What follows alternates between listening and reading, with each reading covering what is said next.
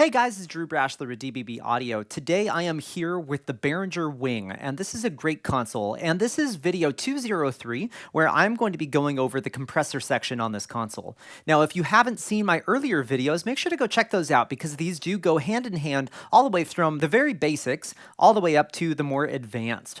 So you can check out my blog at dbbaudio.com or make sure to subscribe to my YouTube channel so you can be up to date with the most recent videos that I'm releasing on the Behringer products. So let's go ahead and dive into the compressor section on the Behringer Wing. So to get to the compressor section on the Behringer Wing, we can just simply look at one of the channels and press compressor on it. Or if we don't have the view section up, we can go and press home and then to compressor. Now, the compressor section has its own on-off button right here. Behringer did something very cool, and they emulated a bunch of the premium effects that were recently on the X32 in the effects section. Now, when you would do that, you would add latency to that one individual channel.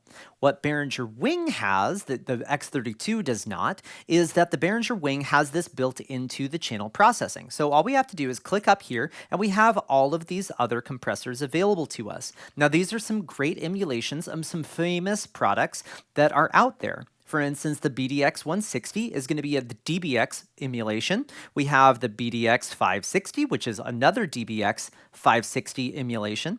We have the Drawmore compressor, the Red 3 compressor, the Soul 9000, which is going to be an SSL compressor, the Soul Bus compressor, that is the SSL Bus compressor. There are tons of different emulations on this console.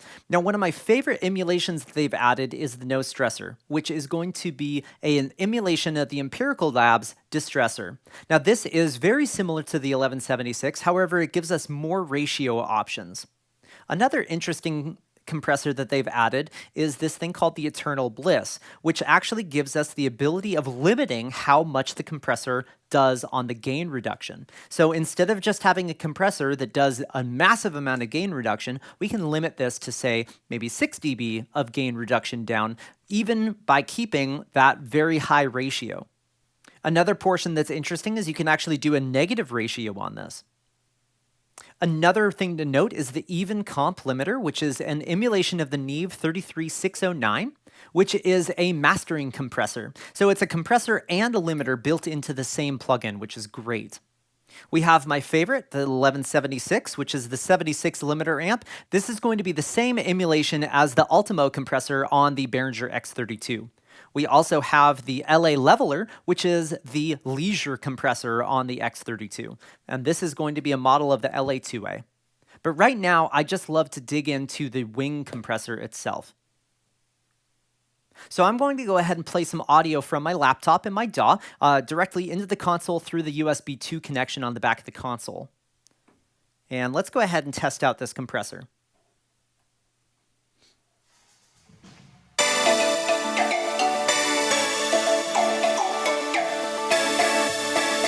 So there's an on and off on this compressor, and we can adjust the threshold, which is going to be the volume that this compressor actually starts to compress that signal. And so we can see that as I bring this down, we will see the gain reduction meter right here starting to apply gain reduction.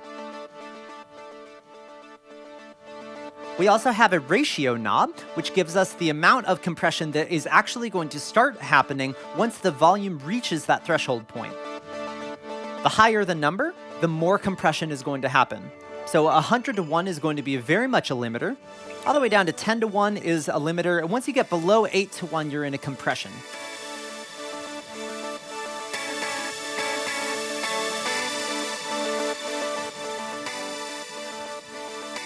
Now, your knee adjustment is going to be how aggressive of an angle on your threshold are you going to be doing your compression. A softer knee is going to have a higher number, which is going to apply compression at a lower level, whereas a lower knee value will give you a hard knee, which will mean that the volume will have to reach that compressor threshold point to actually start compressing. If you want a more natural sound on your compression, I would suggest having a knee of 3 or 4.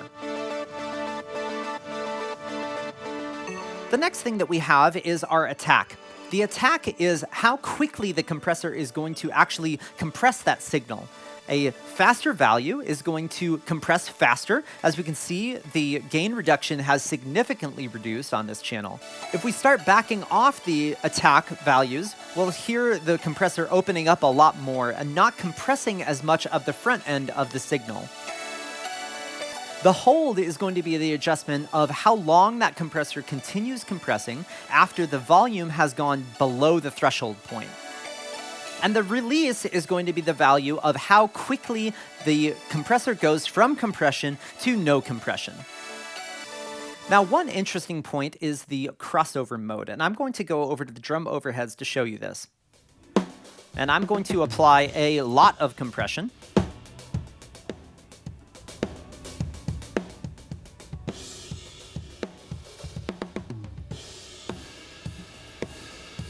So, we can hear that there is a lot of compression happening here, and I'm doing this so that we can get a good example of what this is going to do. So the crossover mode gives us the ability of adding in some of the uncompressed signal back into the compressed signal. And so by selecting a crossover mode, we can choose if we want to let some high end back through or some low end back through. So I'm going to go ahead and let in some low end real quick. And so what we can do is we can go find where we want to let it through.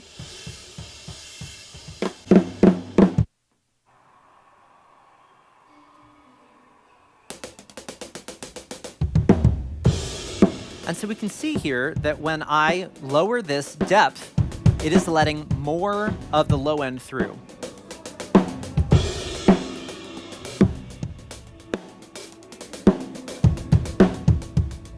Additionally, we can go opposite and do the high.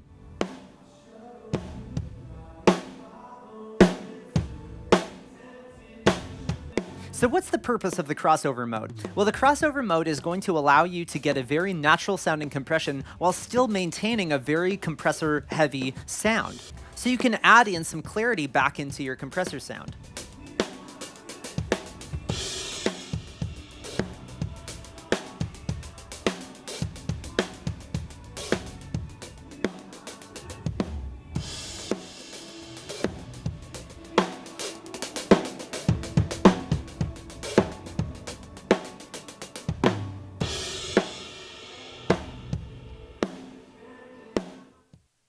Now, the next thing that I want to talk about is the key filter on the compressor. The key filter is going to allow us to manipulate what the compressor is actually listening to. So for instance, on these drum overheads, I'm going to remove the low end from the compressor listening in. So it's just starting to act as a compressor for the high end portion, but none of the low frequency information is going to affect the compressor. So let's see how that happens.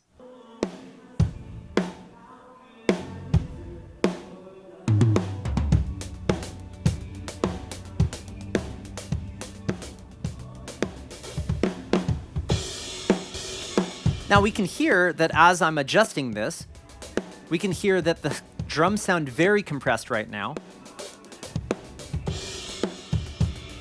Whereas if I have this right here, only the high end is starting to activate that compression circuit.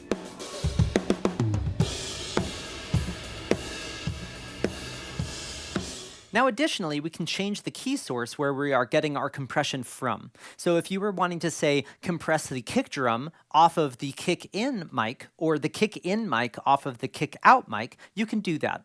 So if we wanted to start the compression of the kick in off of the kick out microphone channel, then we would just go ahead and select key source as kick 52 and then just turn it on. And so if we listen to this key solo, we are now listening to the kick out channel.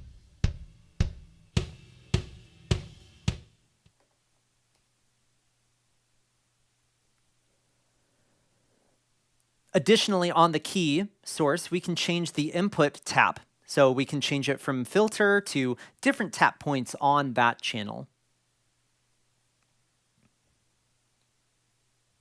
The very next thing that we have is our mix knob. So we can go back to the overheads, and I can actually adjust the mix of how much compression is adding into the original channel. So if I take this mix knob and start taking it down, it's going to start adding some of the original signal back in.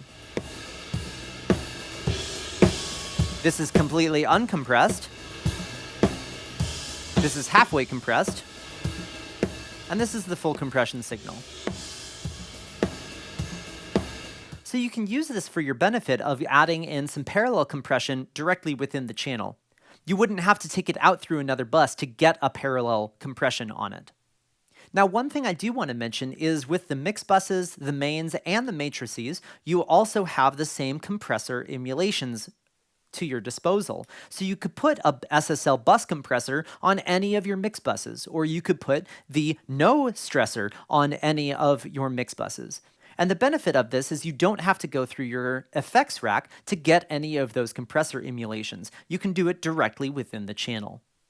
So that concludes my video about the compressors on the Behringer wing. I am going to be releasing a future video of me actually building a mix from scratch to a completed mix and using all of these different sections of the Behringer wing and bringing all of them together to create my mix. So keep an eye out for that. But thank you so much for watching.